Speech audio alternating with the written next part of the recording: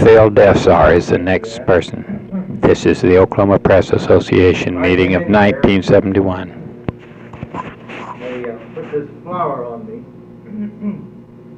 and then I looked up and down the road here and I saw that the way you can tell the speaker is that he's the only one they prepare for burial.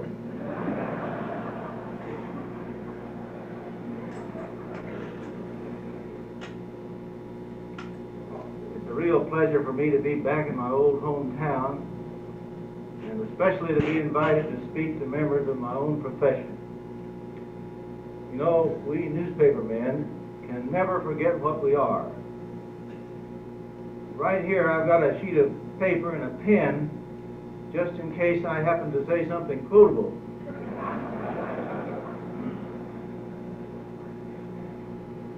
There's not much danger of that, but if it should happen, I want all you editors and publishers out there to know that I'll stop for a minute and we can all take notes.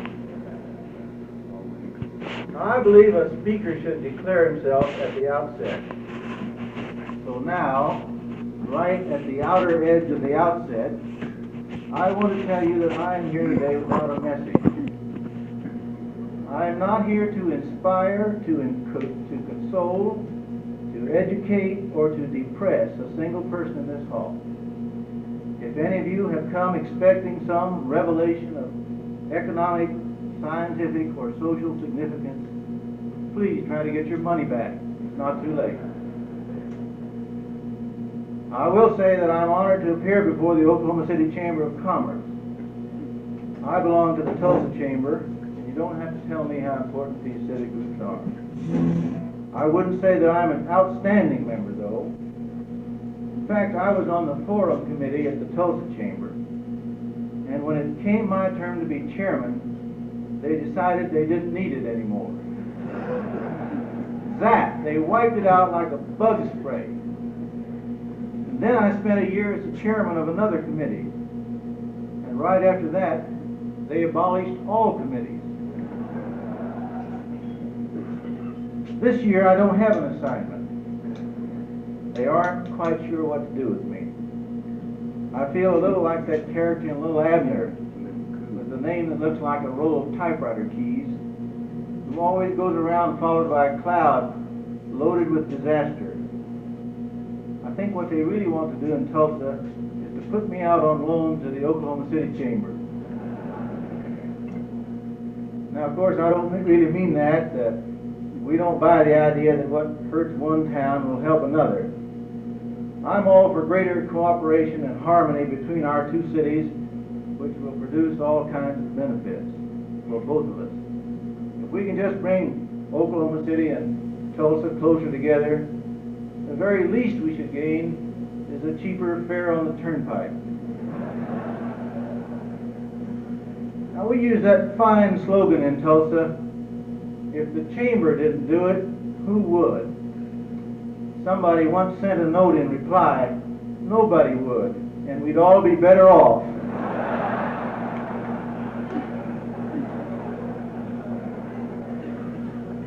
Unfortunately, people are getting more irreverent every day, and I'm sorry I sent that note.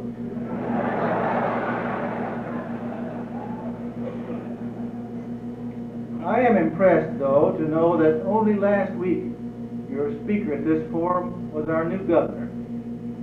This obviously is your week to taper off. But there are some similarities between David Hall and me. We both grew up here in Oklahoma City, went to class in high school, and later moved to Tulsa. We're both a bit paunchier than we used to be, and we get our temples from the same silversmith. But that's about the end of the similarity. He's here for 4 years at least, and I'm paid up at the hotel through Sunday. Incidentally, I've been gone from here 11 years, but I find that some things haven't changed very much. One of the clearest memories I had from my youth is that Oklahoma City was always hiring or firing a city manager. getting back to David Hall, he and I are not real close friends, but we're friendly. He owes me quite a bit. I wrote several editorials last fall endorsing Dewey Bartlett. And there's no telling how much that helped David.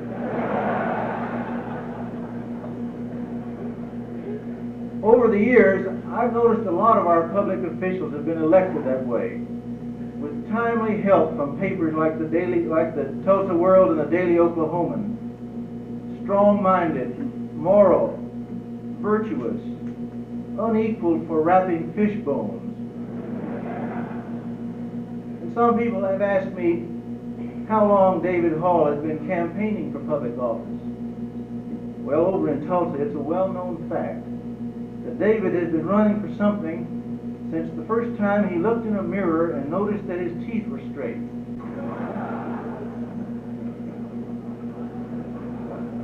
Now, you all know that Governor Hall brought out his tax program last week. And public reaction was rather slow.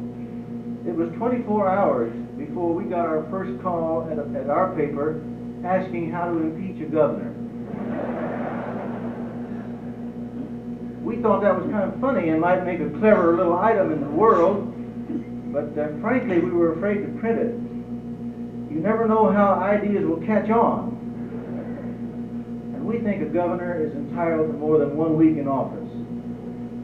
Wouldn't it be awful for David Hall not to stay in longer than George and I did? A lot of people don't quite know what to make of the governor's tax program. It's quite a shock when you're a middle-income taxpayer and you discover that a tax program to soak the rich is aimed at you.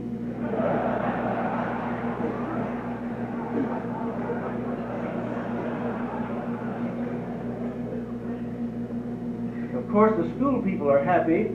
The Hall tax program is the best thing they've heard since the promises he made during the campaign. By George, we're going to keep on improving Oklahoma education until our marching bands and football teams are second to none.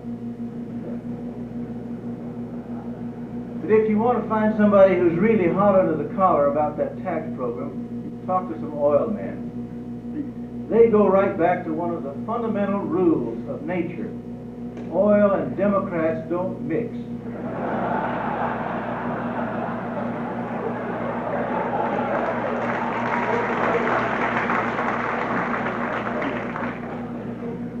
You almost get the feeling that all the people in the oil and gas industry put their money in somebody else's campaign last fall.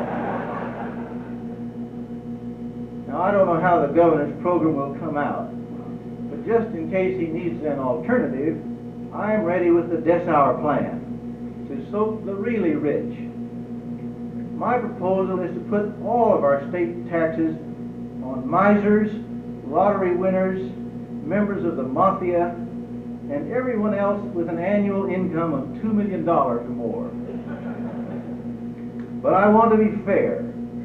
As compensations, these millionaires should get a rebate on the sales tax they've paid on all yachts, Rolls Royces, and spaceships. And there will be a special deduction for everyone who owns his and hers submarines. I just haven't got the heart to soak submarines. I'm not sure what the next 4 years will bring at the state capitol, but I do know that it will have our own Oklahoma brand on it. Our politics and government are still the most remarkable show in town, no matter who's playing the leading roles. And that's why I titled this talk, and the little column I write for the World and several other daily and weekly papers, Only in Oklahoma. Only in Oklahoma would a man who promised to be our job-gettingest governor be followed by one who wants to be the tax-gettingest. Only in Oklahoma would we cancel a rock festival for lack of sanitary and health facilities and then hold an inaugural ball for 35,000 people with 2 restrooms.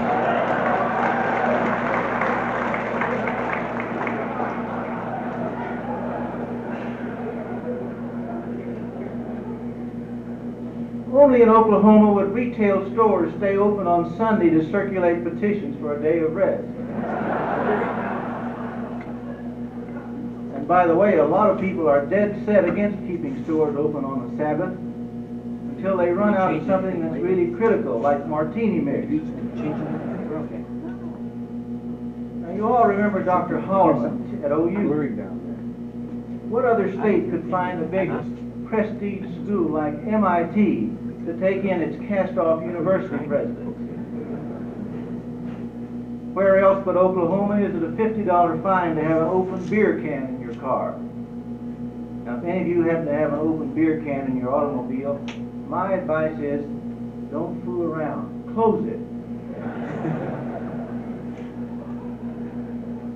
Would any other state have a high school course called Human Adjustment to Growth and Development? You know what that is? Sex education. They teach it out of a plain brown wrapper. Surely no other legislature anywhere would take a vote to select a state lizard. And where else would you find a lizard that would want to be a state official?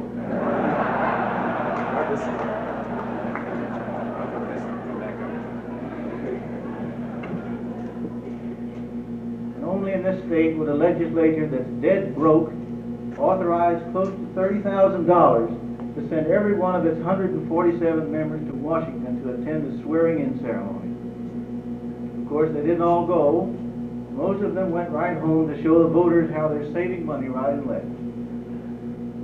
But isn't it wonderful to have our own Carl Albert as Speaker of the House? At last, we've got an Oklahoman in Washington with more influence than Pearl Mesta.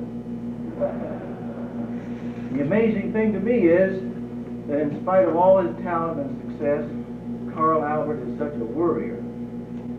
I think he must be a natural-born pessimist, always expecting some calamity like a Republican victory.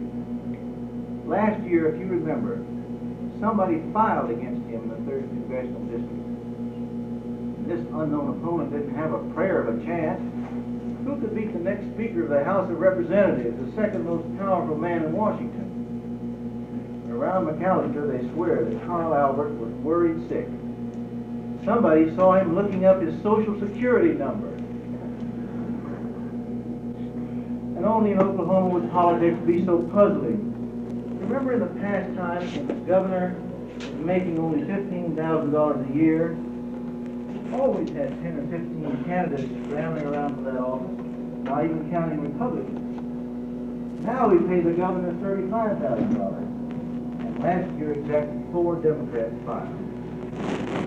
I keep thinking of that old argument that if you raise the pay of public officials, you'll attract much better men. I have a theory that last year, several more Democrats were really interested in the governor's race, but they realized the pay was going up and they held off because they just knew that some terribly well-qualified man would file and sweep the field. I'm not going to comment on that any further. Anyway, we did have a race for governor. I thought the primary was kind of slow, but there were some interesting entries. My favorite candidate was Wilburn Cartwright, who figured that when a man gets to be 78 years old and he's not governor yet, he'd better get on his horse. He thought the Democrats shouldn't fight over the nomination, just award it on seniority. And you have to admire a man whose entire platform is, elect me governor and we'll work things out somehow.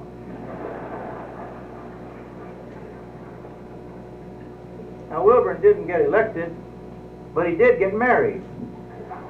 And that's almost as good as getting your filing fee back. And you all remember Joe Cannon. He said he would never in this world support David Hall until after the first primary. Joe never could get going really after he and J. Howard Edmondson had their little spat. There's an old rule about that too.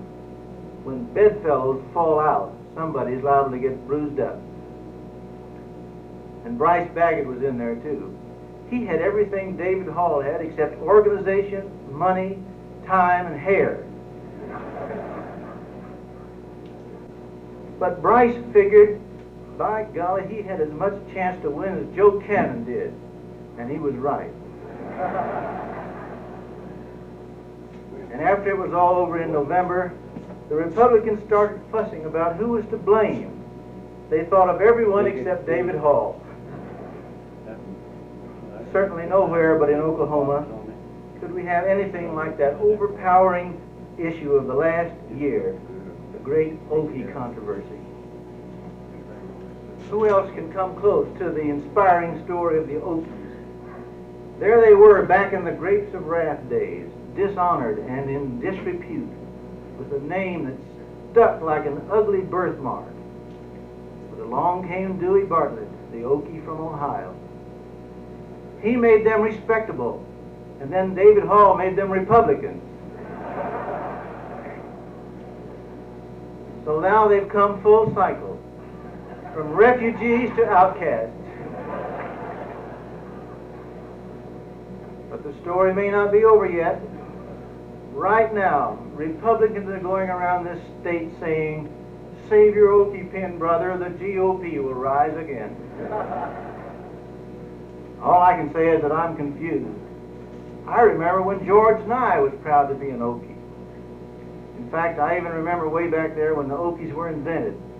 In the Dust Bowl days, Oklahoma's air pollution was so bad that the only solution was to head for the clean, fresh air of California. And just think of all the people that Governor Bartlett named honorary Okies. I'm one of them. What are we now? Dishonorary Okies? Honorary un-Okies? How about no-Kies?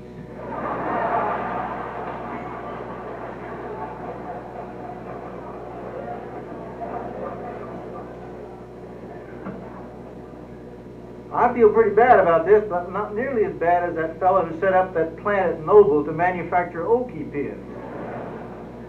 After all, where can he go with a business like that? And there's no hope at all for a plan that I heard about to make the dandelion the state flower and call it the Okie orchid. But you learn something in every campaign. The big issue in recent years has been debating between candidates. Just think of this. In our last two major campaigns, the incumbents, Dewey Bartlett and Mike Monroney, both have refused to debate, and both lost. You know what that's going to mean in our future campaigns? The men running for re-elections will be the ones demanding to debate. In 4 years, can't you imagine David Hall imploring his opponents, "Come on, you guys, please debate with me. I'll help you draw a crowd." I look on debates kind of like Darrell Royal regards passing in football. He says if you pass, 3 things can happen and 2 of them are bad. In Oklahoma politics, if the candidates decide to debate, they'll go ahead with it, and we'll all have to sit there and listen. Can you imagine anything more boring than that? And if they do debate, they'll wipe out the main issue in all our campaigns, whether to debate. So if we have debates, 2 things can happen, both devastating. They'd be better off to pass. But that's not the only thing we've learned. David Hall has proved you don't have to be rich to win an election in Oklahoma. And Dewey Bartlett showed it's not necessary to be poor to lose. I thought Bartlett took his defeat pretty well. When he left office, he had only one regret, leaving office. And about the only thing he really asked was that people stop referring to him as our last Republican governor. Dewey is one of the most optimistic men I've ever known. You remember almost a year ago when his plan for expanding the state industrial finance agency got clobbered at the polls? Right after that election, he said we're going to submit it again. After all, 2 of the 77 counties had voted for it. they did submit it again, and I think 4 counties voted for it. You have to admit Bartlett was not one of our most exciting governors. Some of the newsmen at the Capitol criticized him for that. They said he was the only governor who would call a special press conference just to say no comment. But the whole Bartlett family took the election gracefully, I thought. Just as soon as Dewey left office, Mrs. Bartlett did the proper thing. She resigned as First Lady. Have you noticed there's a new style in resigning at the Capitol, the extended resignation? Truman Branscombe, the highway director, resigned effective in 2 weeks, even though Hall said, no, here's your hat. And then another official, the insurance fund commissioner, resigned effective March the 1st. And several other holdover Republicans have offered to make their resignations take effect at the end of Hall's term, or even later. Now, you know, politics is a team sport, and you have to say the Republicans move faster, even though they're a minority. It took the Democrats more than 50 years to get Oklahoma voters in the mood to change parties in the governor's office, but the Republicans did it in only 8 years. And one Republican is concerned about this rapid turnover trend in his party, and that's Henry Bellmon. He has 4 years to go in his term, but he remembers that's exactly what Dewey Bartlett had. And Henry is a realistic man, though. He doesn't ask for the moon. All he wants to do is to stay in the Senate long enough until he and Fred Harris find a bill they can agree on. I'm sure you understand Fred Harris's problem. He's coming up for re-election next year, unless he feels another groundswell for president. Did you catch that rumor last week that he was going to enter the New Hampshire presidential primary? Of course, Fred denied it, but it must have been just a little bit believable. When it went up the flagpole, several people saluted. I don't think Fred really expects to be nominated for president. He sent up a trial balloon last year when he announced he was buying a home near Norman. You remember he wanted to trade off his house at Lawton, but Richard Nixon refused to swap? You know, Fred is one of the leading dubs in the Senate. They say that he and Senator Fulbright have reached the point where they can fly to peace meetings without taking a plane. They want to change the 3 branches of government to executive, legislative, and olive.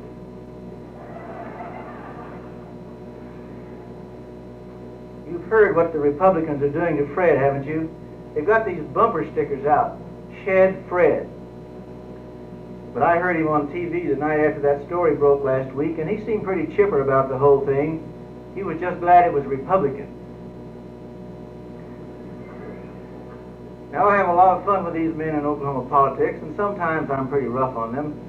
But I want to tell you that most of them are pretty good guys who work hard at their jobs, and they want to do what's best for the people, especially the people who finance their campaigns. A lot of them are friends of mine, off and on. And they understand that they have to take a lot of guff to be in politics. And that's why I try to treat them all with equal tenderness. By and large, the people will take care of them in their own way.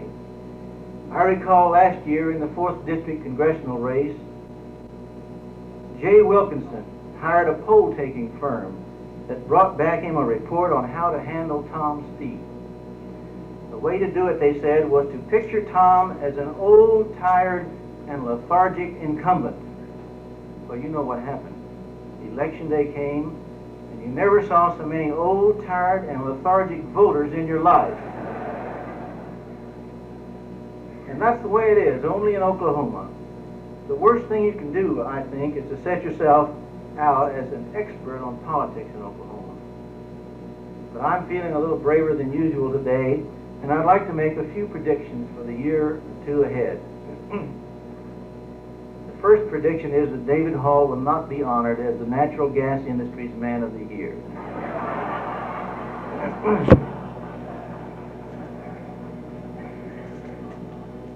Number 2, the next governor will be elected on a firm promise to cut back those dirty taxes.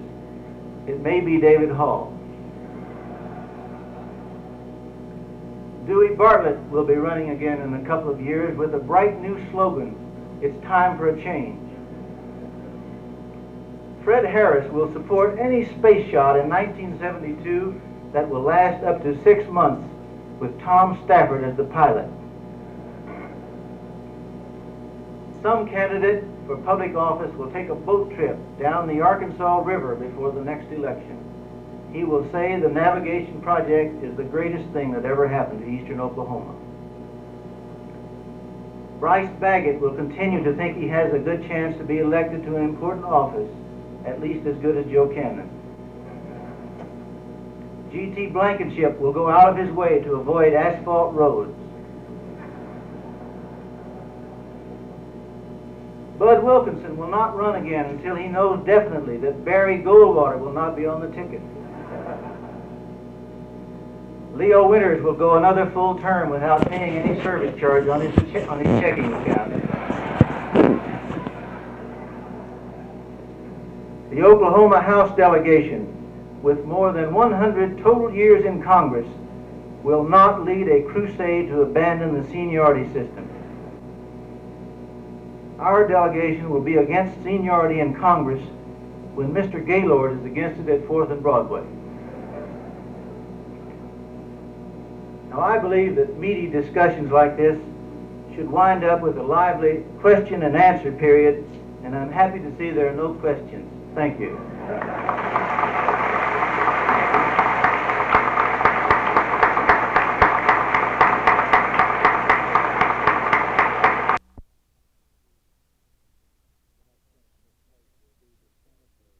The next thing on this tape will be the Senator Robert Owen unveiling at the Cherokee Village at Tahlequah.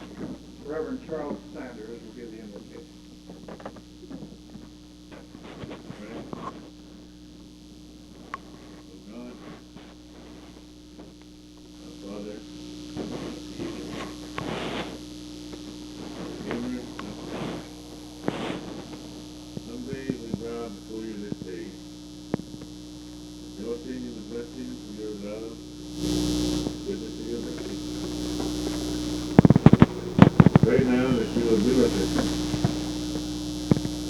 the commemoration on a hunt, that's all men. When it's done, let's do it. Help us now that we may be that type of person in all of our walks of life.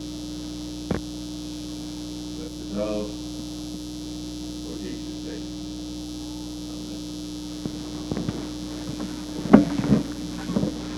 I want to welcome everybody to Kelly Gate. This is a place which we hope to commemorate the activities and the people who have made the Cherokee Nation great and what they are.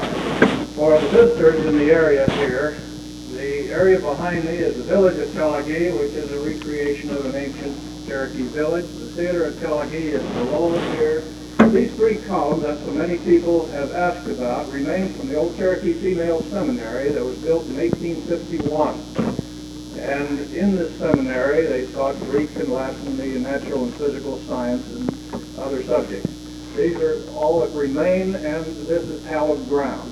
So we're very happy to inaugurate a new program today, the first entry in a Cherokee Hall of Fame. The white line that you see around the area will incorporate the Hall of Fame area eventually, and we hope that we will continue to recognize the achievements of the great Cherokees past and present. There are several changes on the program, not the least of which is that Mr. Edmondson expressed his regrets in the telephone call. He had intended to be here, but there's a very important caucus coming on, the Democratic caucus coming on this morning, and Mr. Albert, his leader, had, I suppose, urged him, but probably directed him to be there for a key vote. So it's very important that he be there, and he expressed his regret. There are one or two items I would like to point out. First, this stand and the band, we owe to Sequoia High School our thanks and our appreciation for the work that they have done to make the occasion a success. Also, we have expression of regrets from a number of distinguished people. Our own legislator, Clem McSpadden, also expressed his regrets he could not be here. Bill Willis and Mr. Medeiros, Bob Medeiros, wished us success in the program and regretted they could not be here because of pressure of certain business right now going on in Oklahoma City. I want to introduce the man who will substitute for Mr. Edmondson. Way back when Senator Owen was going blind, a number of young men, Oklahomans and others, used to read to him because he was a great reader, loved to read, and he missed his reading so much that a number of people voluntarily visited with him in those days and read not only law but other things to him, current events and so on. Included in that group in Washington was a young attorney with the Justice Department, whom you all know, and he read long and lengthy periods to Senator Owen. I'd like to introduce Mr. Earl Boyd Pierce, General Counsel of the Cherokee Tribe, who will operate as the Master of Ceremonies, stepping in for Mr. Edmondson. Earl Boyd Pierce.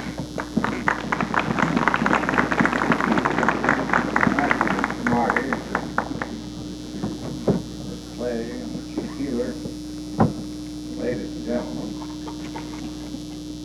Of course, everyone who knows our distinguished congressman knows full well that it's mighty difficult to find a suitable substitute to perform for him in the office of Master of Ceremonies. But I was rushed into this yesterday after the phone call was made and tried my dead level best to get our distinguished Executive Director of the Cherokee National Historical Society to perform this today, but I'm only too glad and happy for this distinguished honor. Before introducing our principal speakers, I'm so happy to recognize and would like to read this list of distinguished persons who are in this audience. And will you kindly reserve your applause until I finish the list. Mrs. George Clay, the wife of one of our principal speakers today, from Kansas City. Mrs. Clay is here. Mr. H.W. Fritz, Vice President, Oklahoma City Branch of the Federal Reserve Bank of Kansas City. Mr. George Wilson and his wife from Oklahoma City. Mr. Wilson is the direct descendant of Senator Owen, and presently occupies a very high position with the Small Business Administration Services in Oklahoma City. He and his wife are here today. Mr. C.W. Flint, Jr. of Flint Steel Corporation of Tulsa, and a member of the Board of Directors of the Federal Reserve Bank of Kansas City. Mr. C.M. Crawford, the First National Bank of Frederick, Oklahoma, and a member of the Board of Directors of the Federal Reserve Bank of Kansas City. Mr. C.L. Friddy of the National Bank of McAllister, and a member of the Board of Directors of the Federal Reserve Bank of Kansas City. Dr. Oliver S. Wilhelm, former president of Oklahoma State University at Stillwater, a member of the Board of Directors of the Federal Reserve Bank of Kansas City. Mr. Bert O. Baker, president of the Commercial National Bank and Trust Company of Muscovy. Mr. Fred Bossa, president of the City National Bank and Trust Company of Oklahoma City. Mr. C.H. Bender, president of the Community National Bank of War Acres. Mr. Thomas W. Utterback, president of the Oklahoma National Bank of Oklahoma City. Mr. Wheeler Mayo, vice chairman of the First National Bank of Salisaw, a great Cherokee, a descendant of Sam Whaley, and the longtime owner and publisher of the Sequoia County Times. Mr. Earl Squires and Mrs. Squires. Squires is the president of the Liberty State Bank of Tahlequah. Mr. James I. Monroe, executive vice president and a Cherokee. He's the executive vice president of the First National Bank in Tahlequah. That's the bank that Mr. Hastings was identified with for so long. Mr. Carl W. Weideman, W-I-E-D-E-M-A-N-N, president of the City Bank and Trust Company of Tulsa. Mr. Art Kroll, vice president, National Bank of Tulsa. Mr. Phil Wiles, I'm sorry, Miss Wiles isn't present, for she's a Cherokee, and I tried to deal this morning. Mr. Wiles is chairman of the Rogers County Bank of Claremore, and is a member of the Board of Directors of the Cherokee National Historical Society. Mr. W.S. Flanagan, president of the American Exchange Bank of Collegeville. Mr. A.T. Blair, chairman of the First National Bank of Edmond, Oklahoma. William O. Palmer, the president of the First National Bank of Edmond.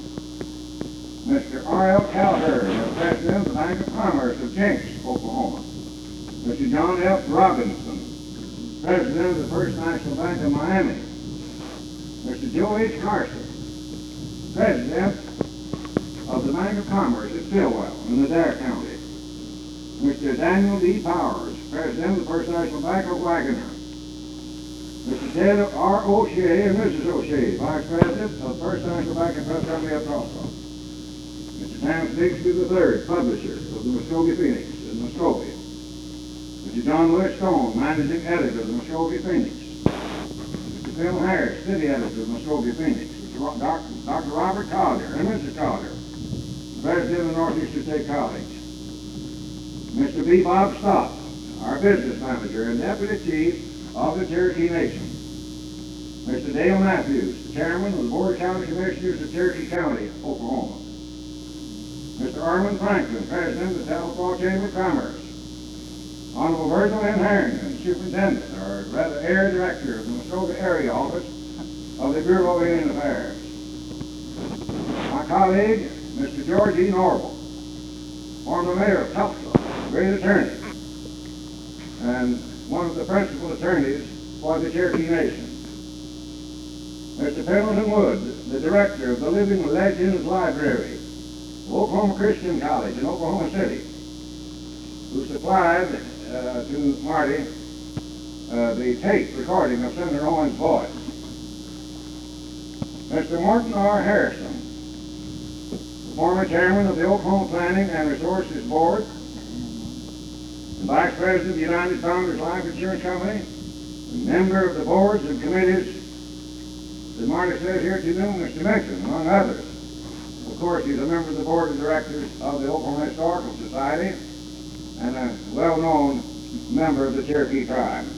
Mr. James C. Lake, chairman of the board of Lake TV Incorporated, chairman of the board of Green Country Incorporated, chairman of the board of Gilcrease Institute at Tulsa. He's a resident of Muscovy.